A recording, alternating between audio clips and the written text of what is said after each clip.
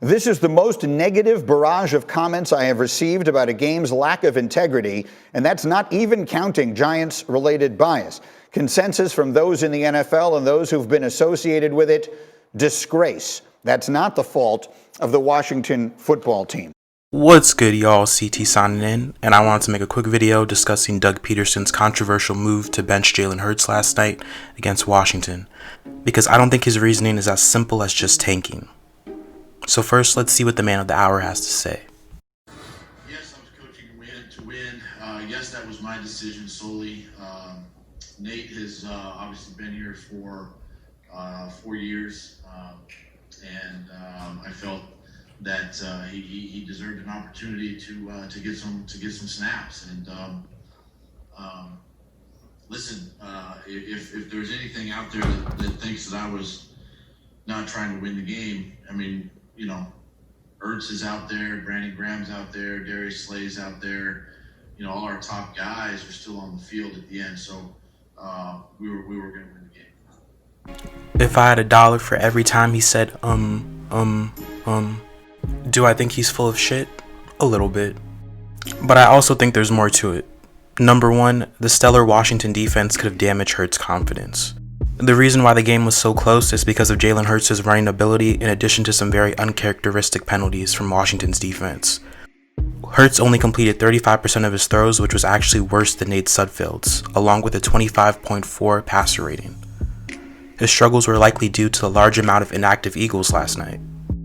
He was missing veteran Pro Bowl receivers in Alshon Jeffrey and Deshaun Jackson, starting running back Miles Sanders, and 2 of his tight ends, in addition to already having 4 offensive linemen on the injury reserve list. Which brings me to my next point: avoiding injury. First round speedster Jalen Reagor only caught 1 pass in the first half before exiting the game with a concussion. The Eagles in general have had bad luck with injuries, but none have affected a player on the team more than Carson Wentz. After his magical 2017 season, he just hasn't been the same after tearing his ACL. So when you have a quarterback who likes using his legs even more than Carson Wentz, why even take that chance in a meaningless game? Especially when it's that same quarterback, Carson Wentz, who you're trying to get rid of.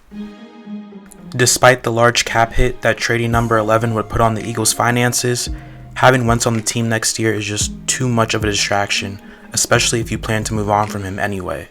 There's just too much history there. That's why putting Nate Sudfeld in the game was the perfect opportunity to see if he could be a good enough backup for Hurts or even the starter.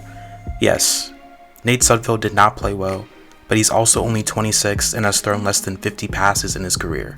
Why not see what you have there before drafting a quarterback for their 2nd year in a row this April? And finally, yes, the motherfucker was tanking. Even Jalen Hurts was looking at Doug Pederson funny after he was pulled last night. But losing this game was the difference between the Eagles getting the 6th pick in this year's draft instead of getting the 9th pick. To put things in perspective, it was the same Washington team that lost in Week 16 last season against the New York Giants.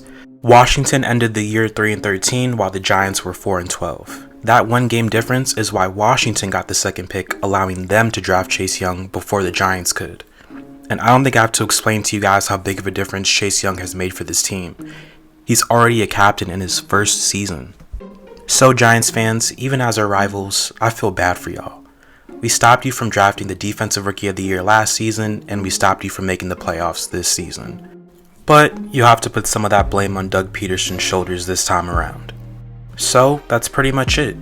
I hope y'all enjoyed the video, and if you want to see more in-depth football analysis, check out the NFL investigation I did into whether or not Dan Snyder sold out Dwayne Haskins to stop Jeff Bezos from buying the team. Like, subscribe, or share if you wish to. Either way, this is CT, and I'm signing out.